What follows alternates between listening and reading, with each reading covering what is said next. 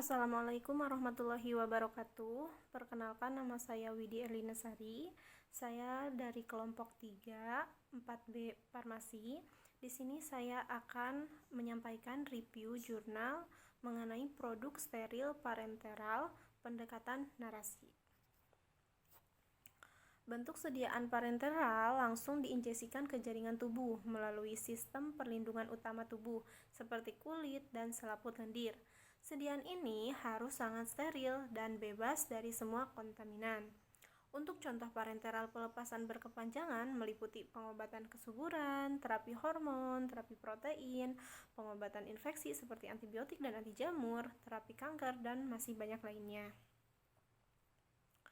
Nah, terapi parenteral digunakan yang pertama untuk menghasilkan efek lokal. Kemudian, jika obat tidak memungkinkan diberikan pada jalur oral, maka diberikanlah dengan menggunakan parenteral. Kemudian diberikan pada pasien yang tidak sadar. Tentu saja pasien yang tidak sadar mana mungkin diberikan obat secara oral, sehingga dipilihlah pemberiannya secara parenteral. Kemudian obat parenteral ini dapat mengkoreksi ketidakseimbangan cairan dan elektrolit dengan cepat. Kemudian dapat dipastikan pengiringan obat ke jaringan target. Untuk produk parenteral sendiri itu adalah formulasi steril yang diberikan ke dalam tubuh melalui berbagai cara, termasuk injeksi, infus, dan implantasi. Suntikan dibagi menjadi parenteral volume kecil dan juga volume besar. Nah, untuk kemasan parenteral dengan volume kecil diantaranya ampus dosis tunggal, botol dosis ganda, dan jarum suntik yang sudah diisi sebelumnya.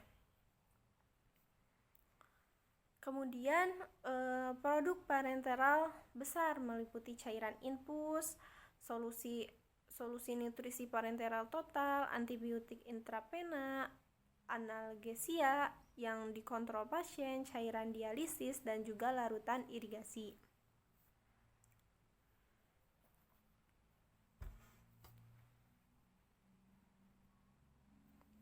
Nah, untuk karakteristik bentuk sediaan steril meliputi sterilitas, bebas dari materi partikulat, bebas dari pirogen, stabilitas, dan isotonisitas. Di sini ada rute administrasi obat parenteral.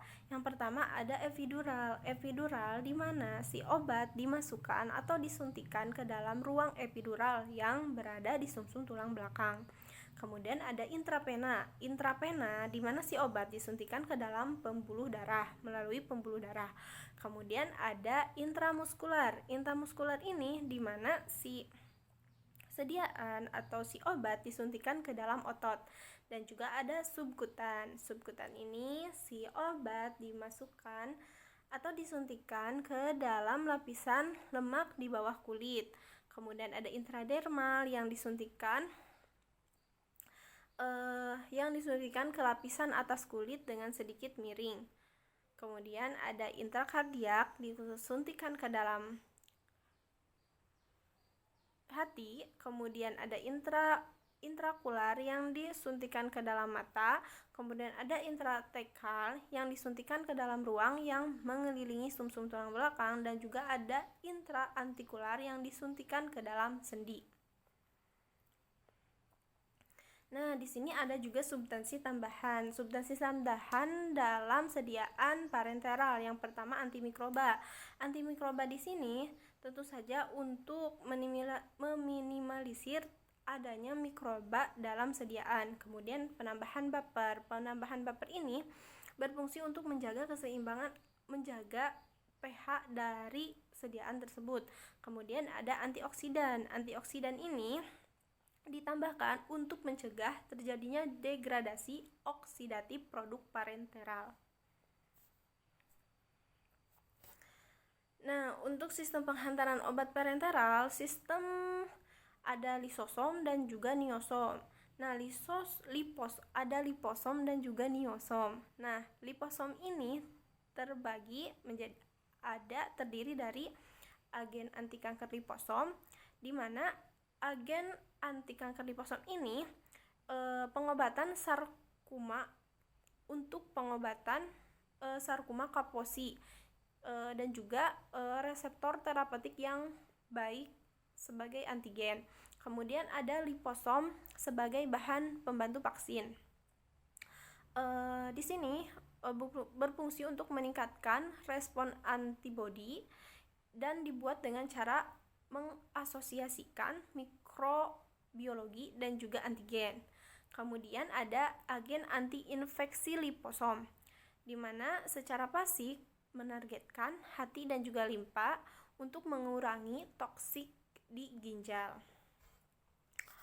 Kemudian ada niosom anti kanker. Nah, untuk niosom anti kanker ini yang mengharapkan terkumulasinya di dalam tumor dan meningkatkan pengiriman obat ke tumor. Kemudian ada niosom situs yang ditargetkan penyerapannya di hati dan juga limpa, kemudian membuat liosom ideal untuk menargetkan penyakit yang menginvestasikan organ-organ. Kemudian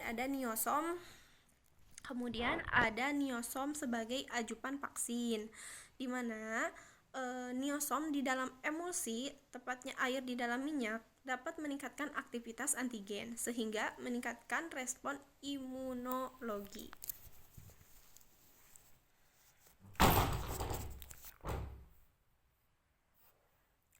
Sekian pemaparan dari saya. Bila ada kesalahan, mohon maaf. Wabillahi taufiq wal hidayah. Wassalamualaikum warahmatullahi wabarakatuh.